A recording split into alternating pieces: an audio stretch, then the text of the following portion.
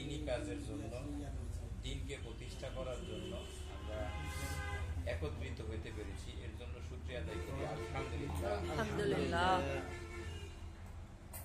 অতঃপর যাকে সৃষ্টি না করলে পৃথিবী সৃষ্টি হতো না, যার উসিলায় আমরা দিন পেয়েছি, তার প্রতি আমরা দরুদ শরীফ পাঠ করি। সবাই বলি সাল্লাল্লাহু আলাইহি ওয়াসাল্লাম।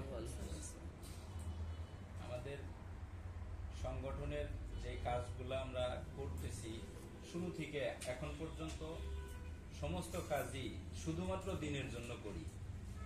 নামাজ যেই কারণে পড়া হয় আমাদের সংগঠনটাও ঠিক সেই কারণেই করি, অন্য কোনো উদ্দেশ্য আমাদের মধ্যে নাই।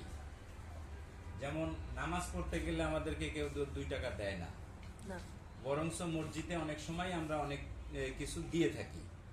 এটা আমরা কেন দেই? আমাদের নিজেদের প্রয়োজনে দিই। মসজিদটা আমার, বা মসজিদ দান করলে আমার লাভ হবে, সেই আশায় আমরা দিই। ঠিক এখানেও আমরা কিছু খরচ করি, এই খরচটাও আমরা আমার লাভ হবে সেই আশায় আমরা করি, নাইলে করতাম না।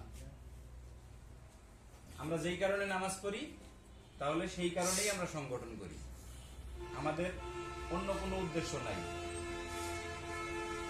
একটা বিষয় আমরা ভালোভাবে বলতে পারি যে ইসলামের সব বিষয়ে যে কাজগুলা থাকে, সব বিষয়ে আমরা সবগুলা কাজই করি। যেমন আমরা দাওয়াতের কাজ করি, তালিমের কাজ করি, তাজকিয়ায়ে নাফসের কাজ করি, জিহাদ ফি সাবিলিল্লাহর কাজ করি। কোন একটা বিষয়ে আমরা পরীক্ষা দেওয়ার কমতি রাখি না। কিন্তু হ্যাঁ, আমাদের এখানে কি হয়, আমরা অনেক সময় মার্ক কম পাই। আমার নিজের চেষ্টা বা আপনার আমার নিজের চেষ্টা কম থাকে, কিন্তু আমরা কাজ করার সময় সবগুলা কাজই করি, কোনো কাজ বাদ দেই না। রাসূল সাল্লাল্লাহু আলাইহি সাল্লামের যে দিন মূল ধাপগুলা রেখে গেছে, আমরা এই সংগঠনে যারা কাজ করি তারা সবগুলা কাজই করার চেষ্টা করি। দাওয়াত, তালিম, তাজকিয়া নাফস, জিহাদ ফি সাবিলিল্লাহ, এইগুলা মধ্যে যদি কোনো একটা অংশ বাদ দিয়ে দিই, যেমন জিহাদ যদি আমরা বাদ দিয়ে দিই, তাহলে আমরা একটা পরীক্ষার থেকে বাদ দিলাম।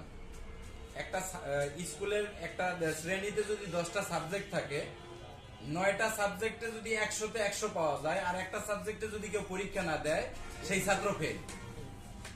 আর 10টা সাবজেক্টেই পরীক্ষা দিছে, কিছু কিছু করে নাম্বার পাইছে, 30, 40, 50 করে নাম্বার পাইছে, আশা করা যায় সেই ছাত্র পাস। ঠিক। তো এই জন্য আমরা সবগুলা সাবজেক্টেই পরীক্ষা